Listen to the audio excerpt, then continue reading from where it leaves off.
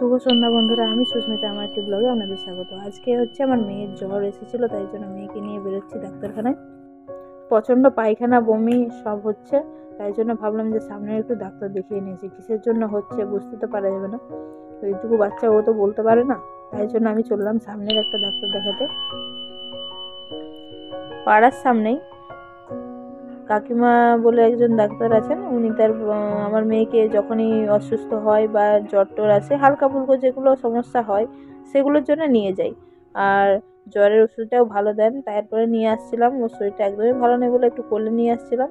তারপর কোলে আসতে ইচ্ছা করছিল না, ওই জন্য নাম করে দিতে বলছিল। বারবার পায়খানা বমি পেট ব্যথা এরকম হচ্ছে।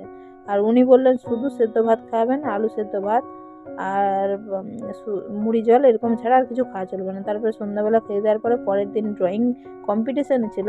আমি বললাম চলো, যদি পারো তো করবে। তারপরে ও বসেছিল, ঠেক দিয়ে বসিয়েছিলাম, যেহেতু ওর মাথাটাও ঘুরাচ্ছিল। আর লেখানো আগে থেকে ছিল বলেই পাঠালাম, না হলে কিন্তু পাঠাতাম না। আমি বলি যতক্ষণ বসে থাকতে পারবি, ড্রয়িংটা যতটা করতে পারবি করে তারপরে চলে আসবি। তারপরে ঢুকিয়ে দিয়ে আবার এসে কিছুক্ষণ পরে দেখতে গেলাম যে বমি পাচ্ছে, বমি করছিল। তারপরে বমি টমি করে আবার পৌঁছে দিলাম, দিয়ে এখানে চা দিলাম, আমি একটু চা খাচ্ছিলাম। এই যে হয়ে গেছে, হয়ে এসছে প্রায়, অনেকে বেরিয়ে আসছে, কিন্তু আমার মেয়ে এখন একটু পরে আসবে। দেখুন কত লোক এসেছে এখানে না। কম্পিটিশন, রিক্রিয়েশন ক্লাবে অনেক বড় বড় কম্পিটিশন হয়, ড্রয়িং।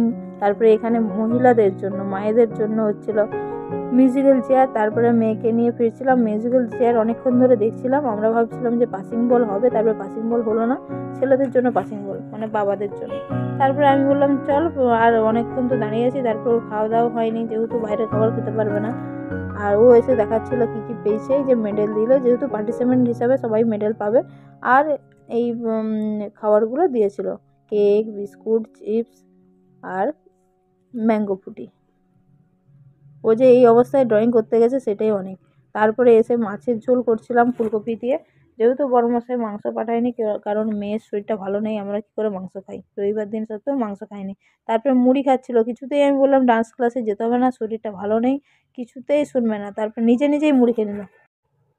তারপরে মেয়েকে নিয়ে যাচ্ছিলাম ডান্সের ক্লাসে। এই যে ডান্সের ক্লাসে ডান্স করাচ্ছিল, মেয়ে কিন্তু বসেছিল, কারণ ম্যাডামকে যে বললাম যে ওর শরীরটা এখন ভালো নেই, ও কিন্তু লাফঝাপটা বেশি করতে পারবে না, তখন বললো ও বসে বসে দেখুক, ডান্স যখন হবে তখন ডান্সটা করবে। তাই জন্য ও বসেছিল, রাইয়েছে সামনে দিকে বসে বসে দেখছিল। যেহেতু ওর এই সময় পায়খানা বমি হওয়ার পরে না অনেকটা শরীর দুর্বল হয়ে গেছে, প্রায় 4-5 বার পায়খানা করে তারপরে গেছে। তাও ডান্স ক্লাসে যাবে বলে তার কি আড়ি, মাঝে মাঝে হয় তো, তাই জন্য ডান্স একদিন সপ্তাহে হয়, ডান্স ক্লাসে বন্ধ করবে না কিছুতেই। কতবার বললাম যে ডান্স ক্লাসে যেতে হবে না, শরীর ভালো নেই, তাও ডান্স ক্লাসে গেল। তারপরে এখানে এই যে ভারতনাট্যম ডান্সটা প্র্যাকটিস হচ্ছে, ওইটার সময় ও করছিল। তাও এই যে বেন্ড হতে হয় না, পাগুলো ব্যথা করবে, শরীরে উইক আছে, তাই আমি বললাম যেতে হবে না, তাও যাবে সে।